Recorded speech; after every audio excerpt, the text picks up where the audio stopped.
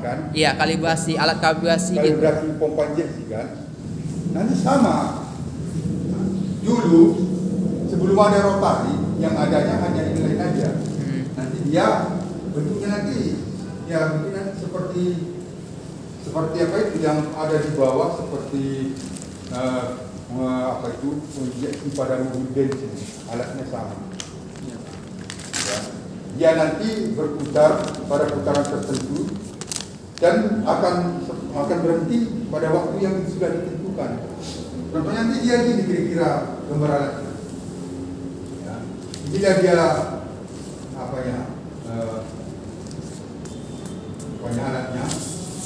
Nanti di sini dipasang pompa injeksi.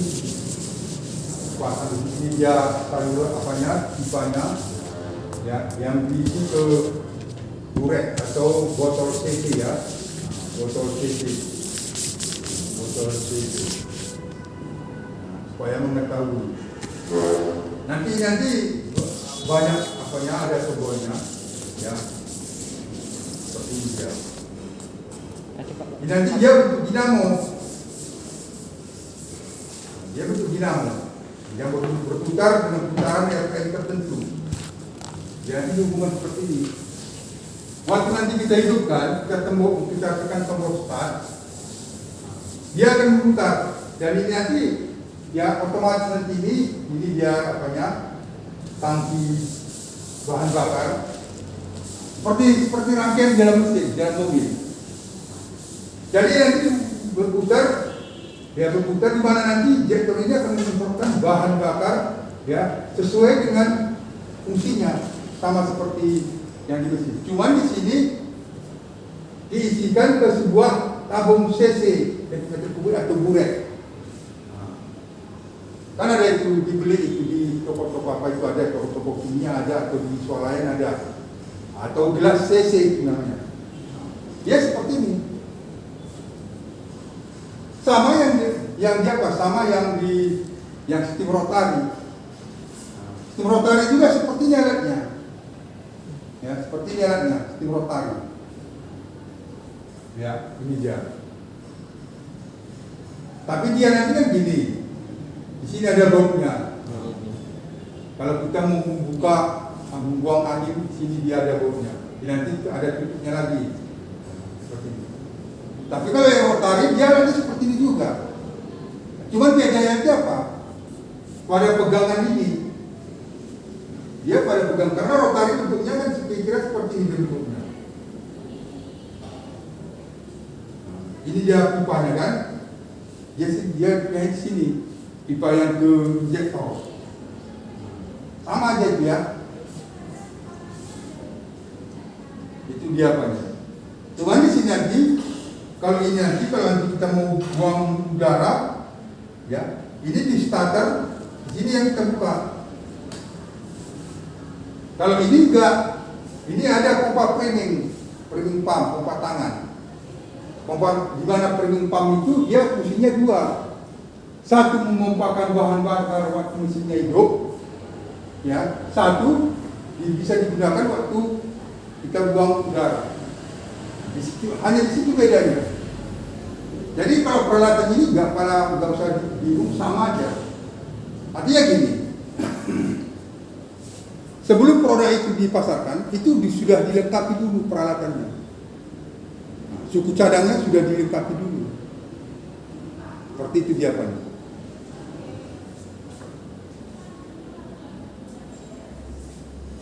Jadi ada apa lagi yang mau kau apakan? Yang mana gambar? Coba lihat gambarnya kan ini kan?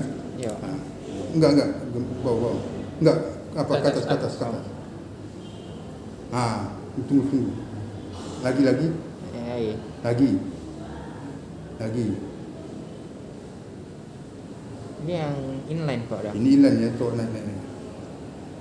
Nah, ini yang rotary kan? Iya. Sama itu. Karena apa? Bagian depan ini tetap sama semua seperti ini. Di sini juga nanti ada pelawelnya, roda gigi, tapi nanti ada pegasnya. Ada. Ini namanya Gopernor Panzer. Artinya apa Gopernor Panzer? Kalau di dalam sistem pengapian dulu, ini kan gini, sama dengan di distributor. Kalau kita lihat distributor, ini dia distributor. Nah, ini dia distributor contohnya ya. Nah,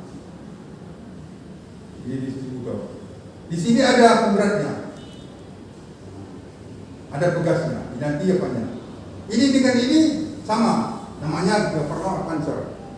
Nah, baru di sini nanti ada vakum. Oh, yang suka nyedot itu. Ya, di sini nanti pipanya yang ke intake manifold kan. Ini vakum Panzer. Kayak tabung gitu. Ya. Ini vakum Panzer. Dia fungsinya sama-sama memajukan saat pengapian. Kalau ini dia berdasarkan, kalau dia governor, ini berdasarkan putaran. Nah, kalau dia vakum, ini berdasarkan isapan udara. Di istri apa ini? Di pompa injeksi ini juga ada. Di pompa injeksi ini ada. Kalau saya gambarkan langsung nanti ya, ini di pompa injeksi. Pompa injeksi itu kan dia 3 bagian. Satu bagian pemutar, satu pompa injeksi, satu dia itu bagian kelengkapan daripada penunjang mekanisme. Dia bentuknya kira-kira seperti ini lagi dia, ya kan? Nah, udah. Di sini nanti ada selangnya yang dimasukkan ke intake manifold juga. Di sini ada dia vakum, vakum Panzer yang dihubungkan ke kontrol rack batang penggerak daripada penunjang. Nah, ini dia bekerja berdasarkan isapan. Protobadi. Sedangkan yang di sini ini putaran. Itu aja dia apanya. Tapi dua-dua hal sama-sama bekerja ya Pak? Ya, dia gini. Kalau nanti dia yang isapan, itu yang kegiatan apanya, umumnya dia bekerja pada saat tiba-tiba pedal gas itu diinjak. Nah, injak dia, ya kan, untuk nyalip. Sedangkan yang governor ini, yang putaran pada jalan tanjakan, beban berat. Nah, beban berat kan enggak, gas itu kan enggak tiba-tiba kita pelan-pelan kan, tapi RPM-nya naik. RPM ini naik, ini nanti yang dia bekerja ini dia. Dia bergerak berdasarkan putaran. Nah, tapi dia bekerja tidak selamanya. Artinya gini, setelah dia pengapiannya pas, dia akan balik ke posisi semula. Kalau kita naikkan lagi dia, tekan lagi, dia bekerja lagi. Nah, dia kembali lagi, sama seperti starter. Starter waktu dia mesin hidup itu, mesin kita hidup mesin di starter kan. Setelah mesinnya hidup, starternya kan nggak kita opkan, sama seperti ini. Jadi bukan nanti selamanya dia beban berat nanti gini naik terus gini kan, putaran itu tinggi, dia enggak. Dia hanya pada saat kita tekan tiba-tiba pedal gasnya, dia maju tiba-tiba, pengapian atau pemasukan tiba-tiba, dia akan gas itu kan kita tahan, dia akan kembali ke posisi awal. Nah, seperti itu dia pergantian apanya, perubahan-perubahannya. Jadi kalau dia itu namanya vakum Panzer, dia bekerja berdasarkan isapan udara. Tapi kalau governor berdasarkan putaran. Dua-duanya ini ada. Jadi antara mobil bensin dan mobil diesel itu hanya bedanya ya, pada sistem pengapiannya aja. Itu dia apanya. Jadi yang saya kirim itu kan sudah komplit itu kan? Iya sih. Penjelasan aja. Iya. Oke, kita kembali ke turbo charger. Ini kan pada umumnya digunakan pada mobil diesel yang beban berat. Turbo ini kan fungsinya ini ya untuk menambah kapasitas udara. Nah, turbo ini ya, ini turbo. Ada dia bekerja langsung, ya, dia bekerja tidak langsung. Nah, ini putaran mesin. Kalau besi kan ya di atas tuh. Sekarang ini nggak ada lagi, sudah jarang dipakai. Ya. Yang mana Pak yang menjawab Pak? Yang langsung. Mobil Amerika setahu saya sih. Muscle car yang masih pakai. Itu sudah, ini sudah jarang nih. Gimana kalau mesinnya berputar, dia terus berputar. Pakai belt dia Pak. Iya. Sehingga ini apa?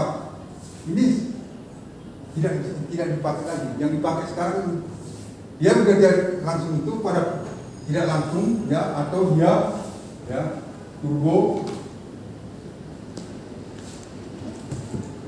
pada RPM tertentu.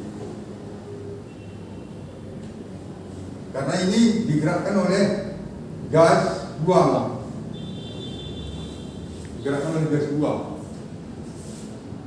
Jadi dia pada saat RPM tertentu aja dia. Mungkin dia bekerja ya pada saat RPM 6.000. Di bawah 6.000 dia nggak bekerja. Karena turbo ini dia satu mekanisme yang komplit, dia kira-kira seperti ini turbonya. Ya.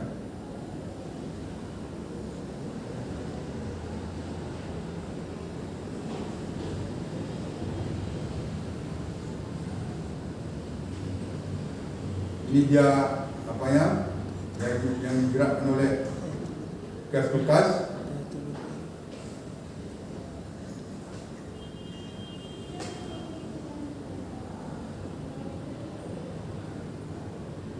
Dia luar ini nanti dia udara masuk.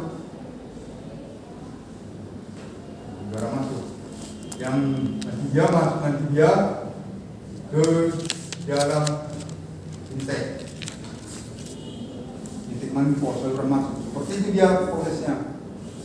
Dia satu poros, satu penggerak pemutar, satu yang diputar. Nah, di mana ini digerakkan oleh gas bekas. Tahu gas bekas kan? Nah, dia berputar karena dia satu poros, dia memutar turbin. Nah, ini dia menghisap udara. Menghisap udara ini nanti yang dimasukkan ke dalam ruang bakar.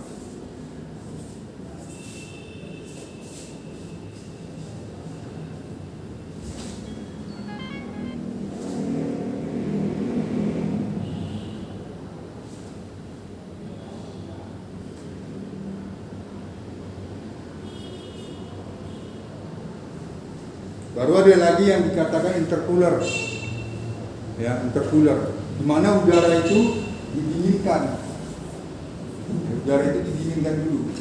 Ada, dia kayak ada radiatornya, ada kisi-kisinya itu yang dikatakan intercooler itu nanti udara ini sebelum masuk nanti ke ruang bakar didinginkan lagi. Ada yang langsung ada.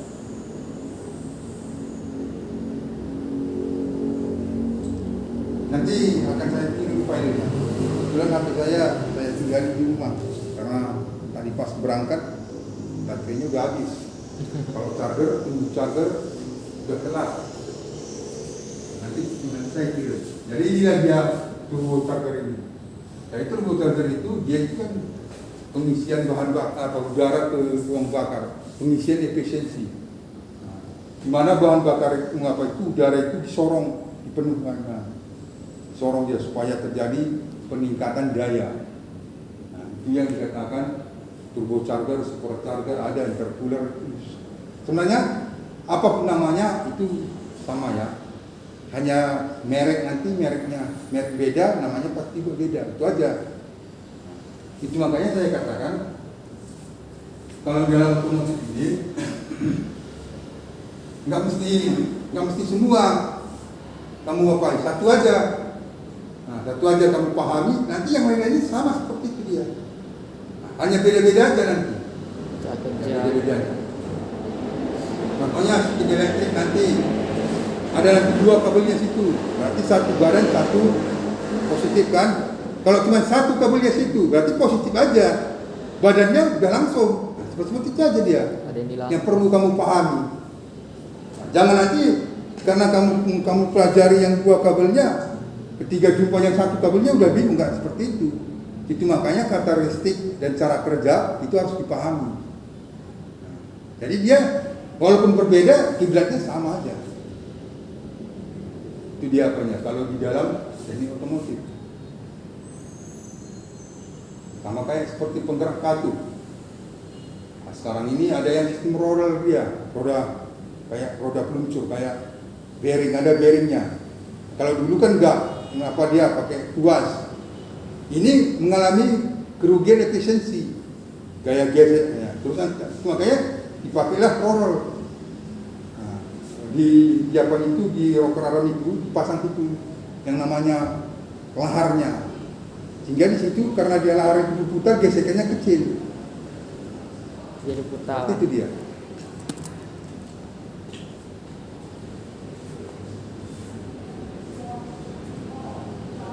Ada muter kan, Chris? Tak jalan. Itu ada buku yang kemarin itu berapa? Fotokopi. Oh, ada lagi?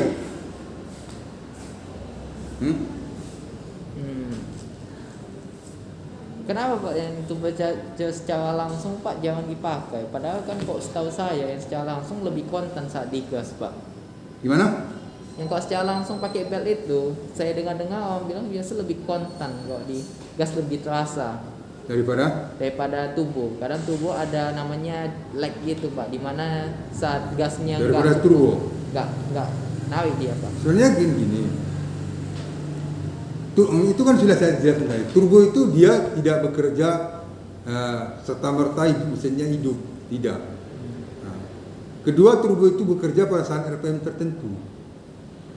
Mungkin dia RPM-nya mungkin pada saat putaran 5000 RPM baru dia bekerja.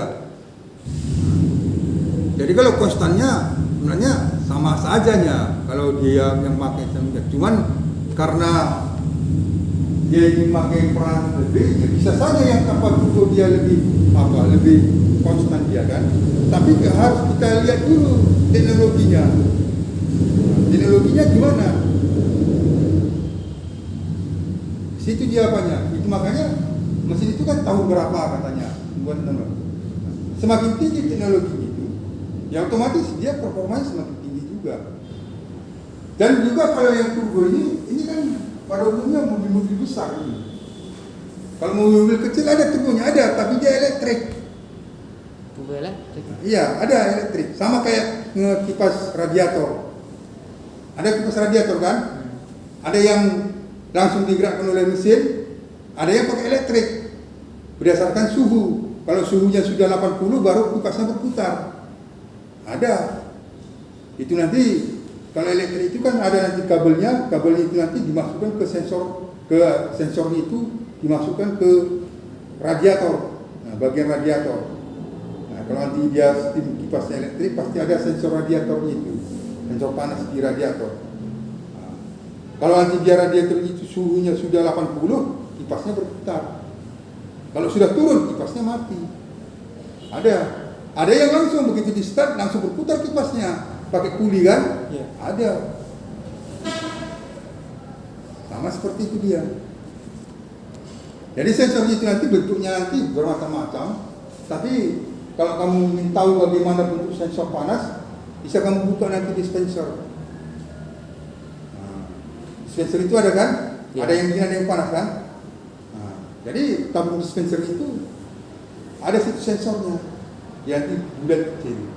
Seperti itulah dia. Kalau panas mati. Kalau dia panas, ya warna merah dia kan. Artinya jangan kita serta-merta belajarnya ke otomotif. Sebenarnya gini, pada otomotif itu juga pada peralatan lain ada yang perlu kita pahami.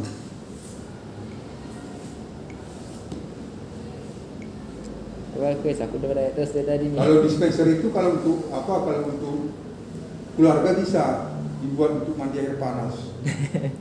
Iya. Ya bisa keluarga. Pak, panas juga ya. Tapi kita harus pakai apa juga? Pakai kalau nanti itu langsung kita pakaikan nggak tahan badan. Kedua apa? Airnya nggak cukup. Jadi kita buat lagi penampungnya. Kalau di hotel-hotel itu kan antara panas dan dingin itu dicampur gitu. Coba yang dinginnya matikan, mau dipanas aja nggak tahan kita. Jadi dua-dua itu dibuka. Sama seperti itu. Artinya apa? Itulah ilmu sains. Artinya kalau kamu otomotif, ya mengaplikasikan ke tempat yang lain juga kamu bisa. Kalau sekarang ini seperti saya ini, udah mulai saya giatkan lagi konversi listrik 12 volt ke 220 volt AC. Pakai baterai 12 volt, nanti dia menghasilkan tegangan AC kayak listrik 220 volt sampai nanti 750 watt. Udah bisa Dari baterai untuk TV ke listrik rumah. konversi di situ aja. Seperti itu dia belajar. Nah, artinya jangan nanti kita otomotif, memang betul basic itu boleh otomotif, tapi ilmunya harus luas.